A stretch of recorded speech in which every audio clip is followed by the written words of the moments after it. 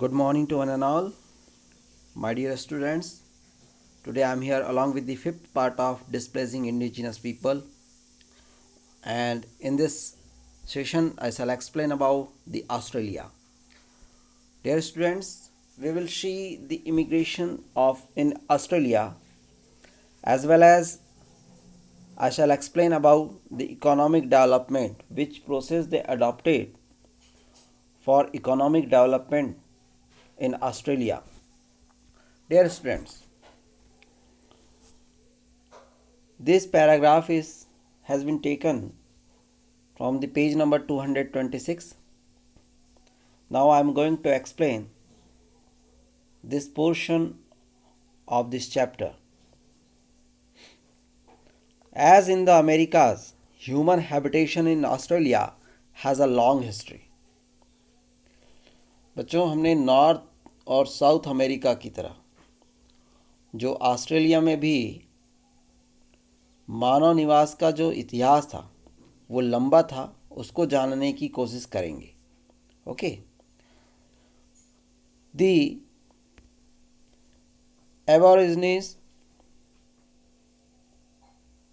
began to arrive on the continent over 40,000 years ago.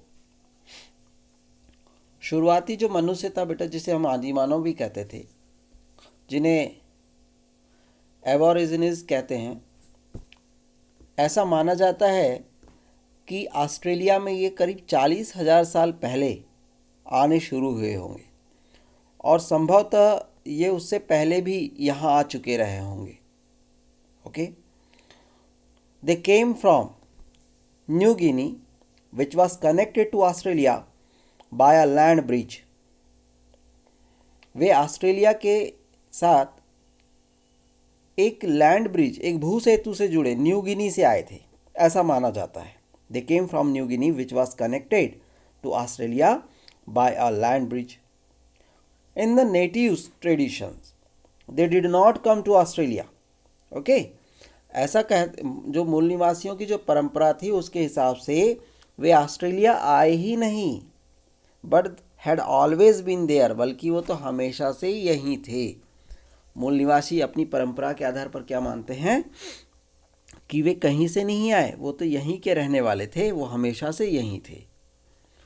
बच्चों, जो बीती सदियां थी उसे स्वप्न काल कहा जाता था, है ना. The past centuries were called the dream time. वो ऐसा इसलिए था क्योंकि ये इस कथन को समझना यूरोपीय लोगों के लिए बड़ा मुश्किल था, क्योंकि जो पास्ट था और जो प्रेजेंट है उनके बीच का जो डिस्टिंक्शन था, उनका अंतर जो था वो कैसा था, धुंधला था, ब्लर्ड था. इसीलिए इसे एक स्वप्नकाल के तौर पर देखा जाता है. मूल निवासियों का मानना है कि वो हमेशा से यहीं थे, जबकि कुछ लोगों का मानना है कि वे 40,000 ईयर्स पहले वो यहाँ पर चले आए. और वो कहाँ से आए? न्यू गिनी से. In the late 18th century there were between 350 and 750 native communities in Australia, and each with its own language. 18वीं सदी के आखिर दौर में ऑस्ट्रेलिया में मूल निवासियों के लगभग 350 से 750 तक समुदाय थे, और हर समुदाय की each with its on language, और हर समुदाय की उनकी अपनी भाषा थी. अगर आज भी बात करें तो लगभग 200 भाषाएं, 200 languages are spoken today.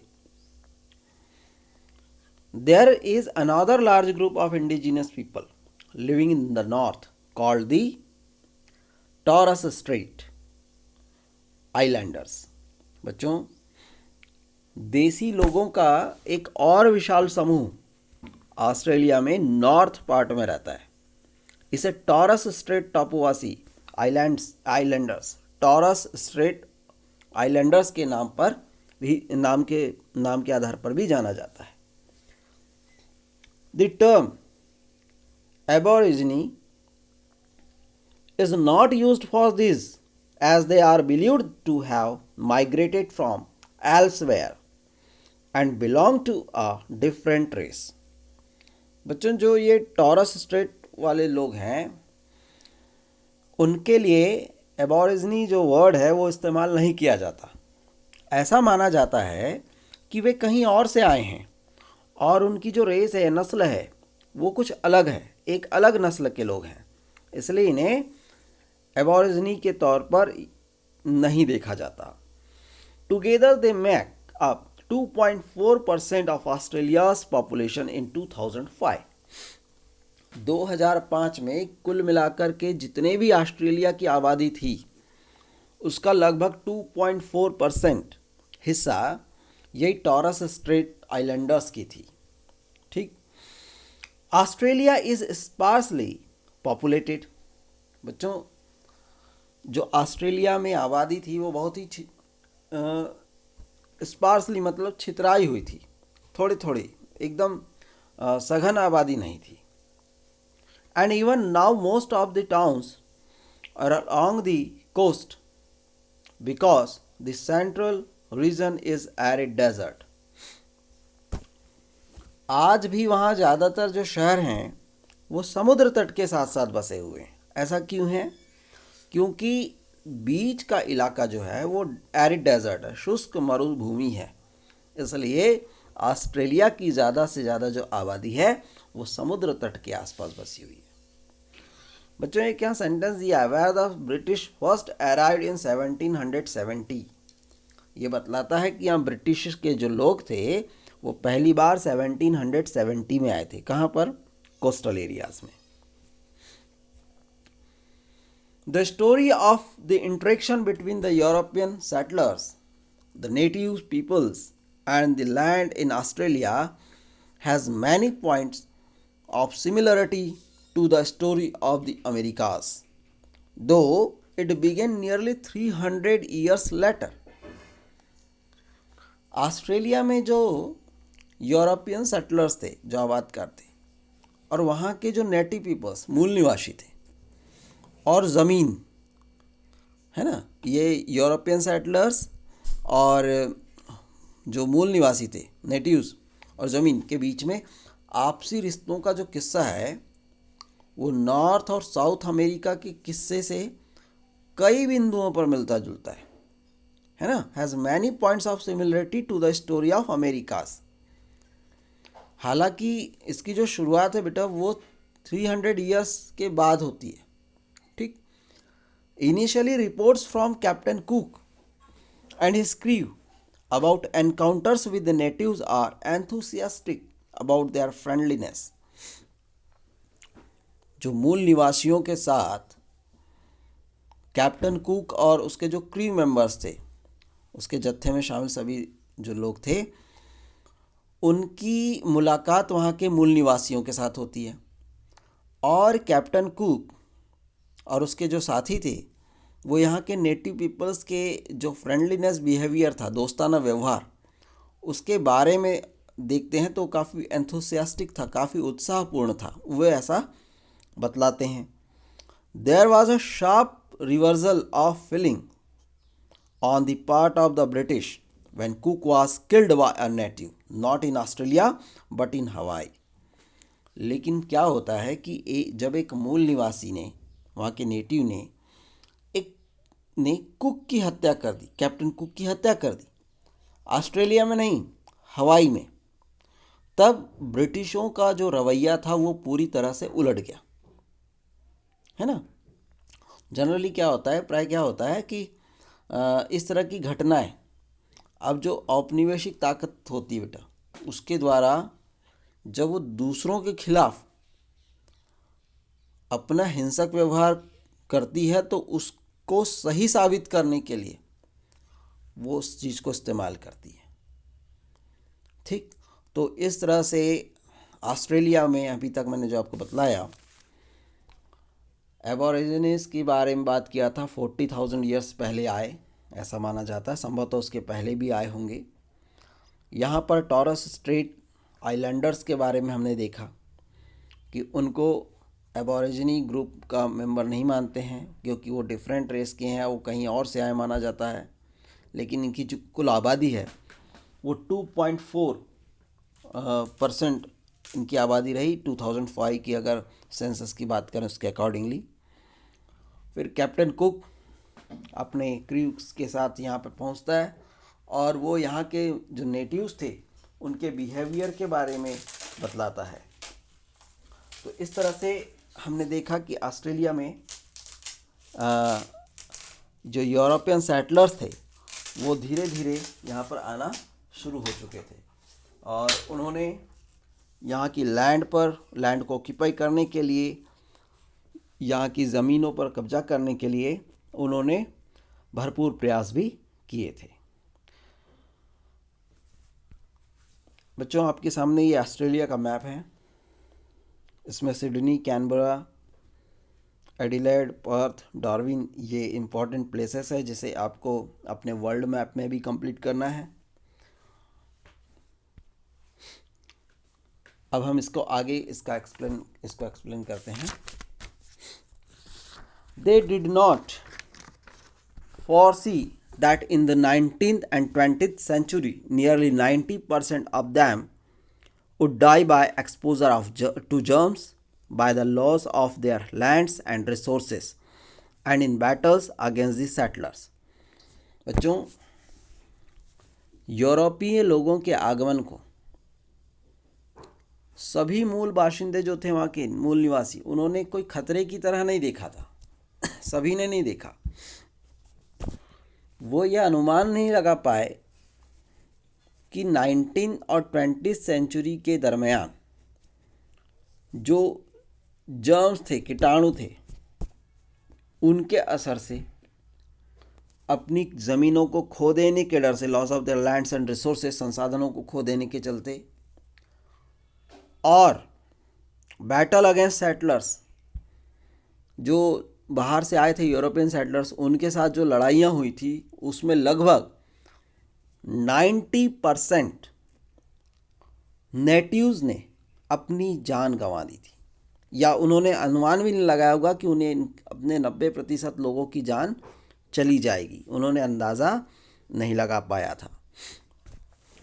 The experiment of settling Brazil with Portuguese convicts had been abandoned when their violent behavior provoked angry reprisals from the natives.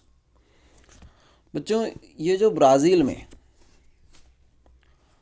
Portuguese जो थे बेटा, पुर्तगाली कैदी, उनको ब्राज़ील में बसाने का एक प्रयोग चल रहा था।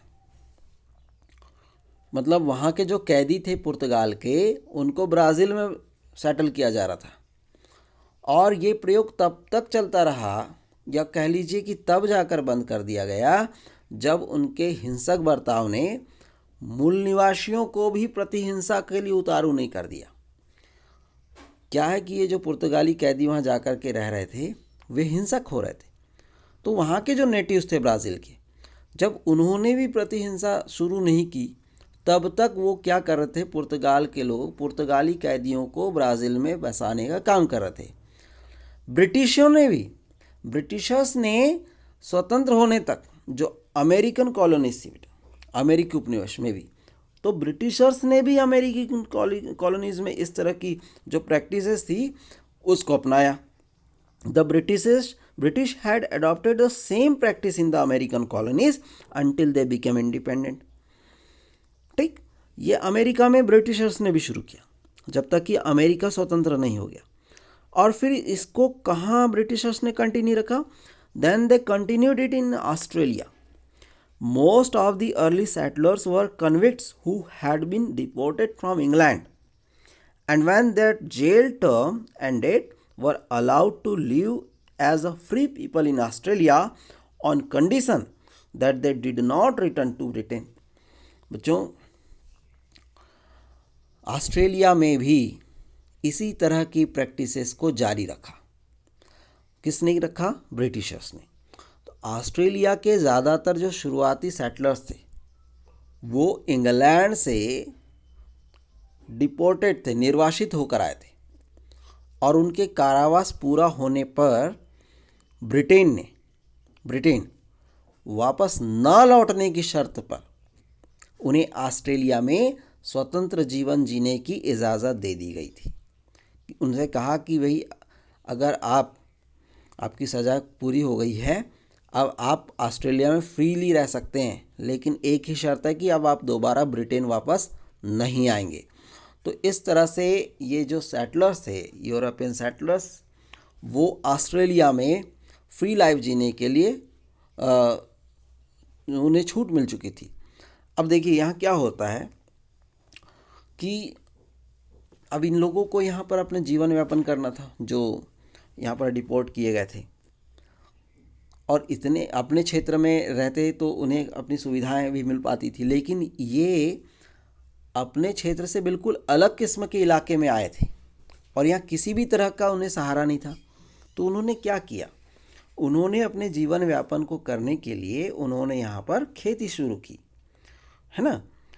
With no resource but to make life for themselves in this land so different from their own, they felt no hesitation about ejecting natives from land they took over for cultivation. अब जब इन्हें खेती करना था तो उन्होंने क्या काम किया कि ज़मीनों से जो मूल निवासी थे, नेटिव्स थे, उनको निकाल बाहर फेंका, और उनको निकालने में, उनको बाहर करने में कोई झिझक भी, कोई हेजिटेशन उनको नहीं था। तो इस तरह से जो सेटलर्स थे उन्होंने वहाँ के नेटिव्स को उनकी ही लैंड से हटा दिया। तो इस तरह से लोग जो थे वो ऑस्ट्रेलिया में जो सेटलर्स थे उन्होंने ज़मीनों पर कब्जा करना शुरू किया था। बच्चों, अब हम इकोनॉमिक डेवलपमेंट की बात करते हैं, ऑस्ट्रेलिया के इकोनॉमिक डेवलपमेंट की। The economic development of Australia under European settlement was not as varied as in America. यूरोपीय बस्तियों के तहत ऑस्ट्रेलिया का आर्थिक विकास अमेरिका जितना भिन्नतापूर्ण नहीं था। भेड़ों के विशाल फार्म, यहाँ पर क्या चीज़ था बेटा, vast sheep farms and mining stations were established. यहाँ भेड़ों के विशाल फार्म खान और जो माइनिंग थी उनको इस्टेब्लिश किया गया, है ना, and over a long period, और इसको इस्टेब्लिश करने में एक बड़ी लंबी अवधि लगी। विद मच लेबर, यहाँ पे जो परिश्रम की भी काफ़ी ज़रूरत थी वो परिश्रम भी किया गया। और इसके अलावा बेटा यहाँ पर वाइन यार्ड्स, जो मदिरा बनाने की हेतु जो अंगूर के बाग, उनको इस्टेब्लिश किया गया। व्हीट फार्मिंग को ज़्यादा से ज़्यादा किया गया। तो इन सब चीज़ों ने क्या काम किया कि ऑस्ट्रेलिया की जो संपन्नता थी उसकी बुनियाद को इन्होंने तैयार किया। This came to form the basis of the country's prosperity. किन किन चीज़ों ने? With the establishment of vast sheep farms, with the establishment of mining stations, with the establishment of vineyards and expansion of wheat farming. All these things create the country's prosperity. And when the states was united and it was decided that a new capital would be built for Australia in 1911, and one name suggested for it was Woolwich Gold. बच्चों, 1911 में Australia के लिए एक राजधानी बनाने की योजना चल रही थी। जब ये कब हुआ? जब पूरे राज्यों को मिलाया गया, और उसके लिए वुलविट गोल्ड का नाम भी सुझाया गया, लेकिन फाइनली उसका नाम कैनबरा रखा गया। Ultimately it was called Canberra. उसका अंततः नाम जो था वो कैनबरा रखा गया, और जो यहाँ का एक स्थानीय नाम था कैनबरा, है ना, इसका अर्थ होता था मीटिंग प्लेस, सभा स्थल। कैनबरा नाम था, उसको कैनबरा किया गया था। Some natives were employed in farms under condition of work so harsh that it was little different from slavery. बच्चों, कुछ मूल निवासी ऐसे सख्त हालात में खेतों में काम करते थे कि उसका दास प्रथा से अंतर बहुत ही कम होता था। ऐसा लगता था मानो ये स्लेवरी सिस्टम के अंतर्गत ही काम कर रहा है ना। Later, Chinese immigrants provided cheap labor, as in California, but unease about being dependent on non-whites lead to the governments in both countries to ban Chinese immigrants. बाद में जहाँ यह पर दास प्रथा से अंतर नहीं कर पा रहे थे, बाद में चीनी अप्रवासियों ने चीप लेबर प्रोवाइड किया, सस्ता श्रम मुहैया कराया, जैसा कि कैलिफोर्निया में हुआ था, है ना। और लेकिन गैर गोरे लोगों की बढ़ती हुई निर्भरता से जो घबराहट का जन्म हुआ, उसके चलते दोनों देशों की सरकारों ने चीनी अप्रवासियों को प्रतिबंधित कर दिया। चाइनीज़ इमिग्रेंट्स पर बैन लगा दिया, दोनों ही गवर्नमेंट ने।